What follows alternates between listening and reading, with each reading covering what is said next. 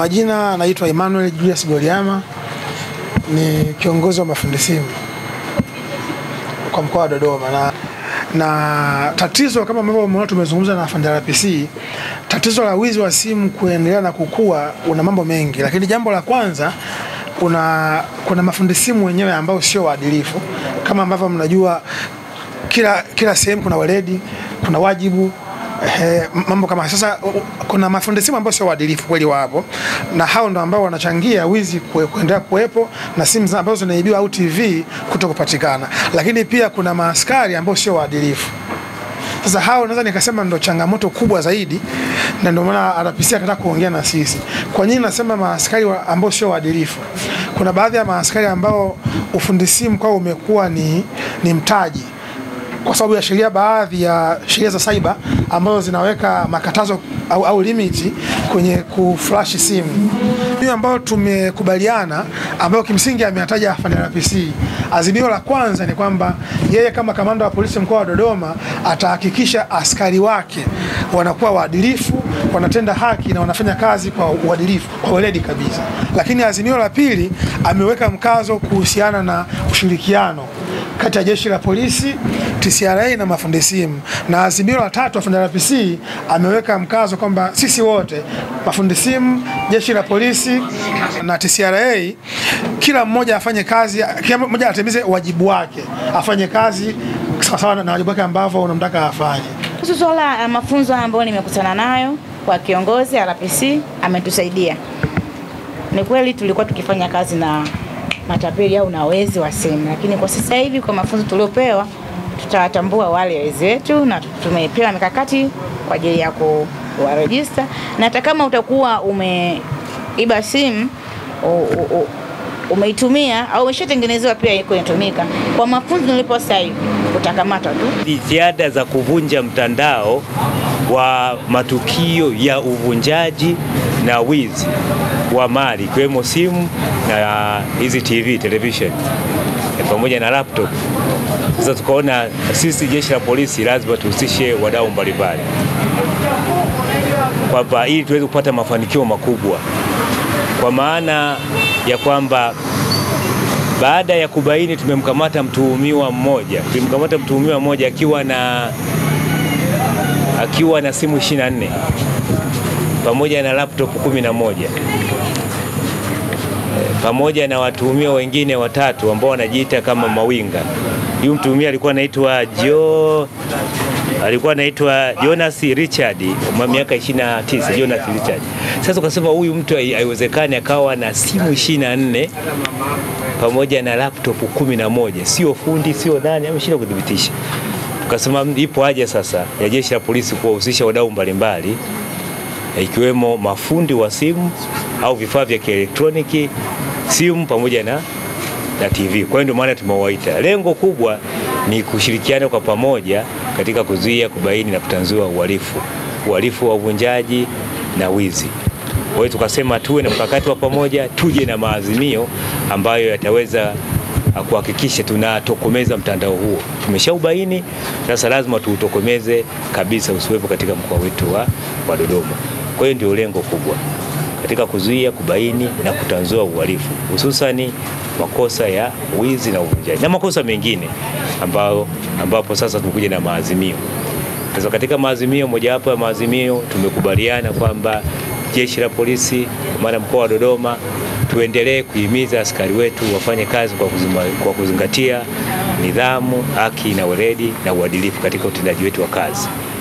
Kwa hiyo lakini tumeazimia kwamba kila mmoja wetu atimize wajibu wake. Sababu tulikuwa tuna TCRA, polisi pamoja na hawa mafundi simu, mafundi wa television, lakini na wauzaji wa vifaa hivi vya kielektroniki, hususan hizi used electronics. Kwa hiyo tumekubaliana kwamba kila mtu atimize wajibu wake. Anapoomba haki basi atimize wajibu wake. Lakini tukakubaliana kwamba wote tuwe na ushirikiano, mawasiliano na uratibu wa karibu baina ya TCRA, jeshi la polisi mkoa wa Dodoma, lakini bila kusahau hawa mafundi pamoja na wauzaji wa hivi vifaa vya kielektroniki. Lakini tumekubaliana kwamba mbali hayo yote mafundi wa hivi vifaa vya elektroniki pamoja na wauzaji wa hivi vifaa wasijihusishe na uhalifu, wasifiche wahalifu, lakini watoe taarifa za uhalifu na wahalifu. Kwa hiyo sasa wote ambao kwa namna moja au nyingine watashiriki katika uhalifu, aidha kuficha au kuuza au kupokea mali za wizi, basi na wao watawajibishwa kwa mujibu wa sheria. Sababu wengine walikuwa hawajui kwamba wakipokea mali za wizi na kosa limefanyika, mathalan ni kosa la unyang'anyi wa kutumia silaha, kwamba wao wanaweza kwamba hawahusiki. Kwa hiyo tumewasisitiza kwamba watakuwa wanahusika.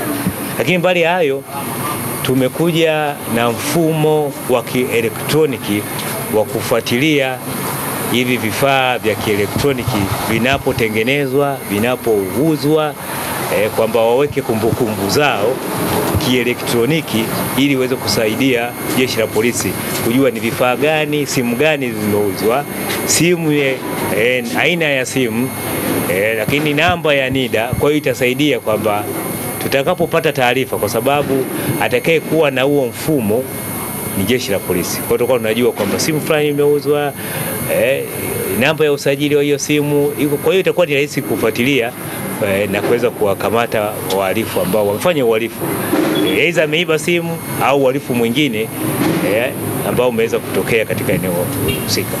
Kikubwa ambacho tunawasisitiza wananchi waache kupokea mali za wizi.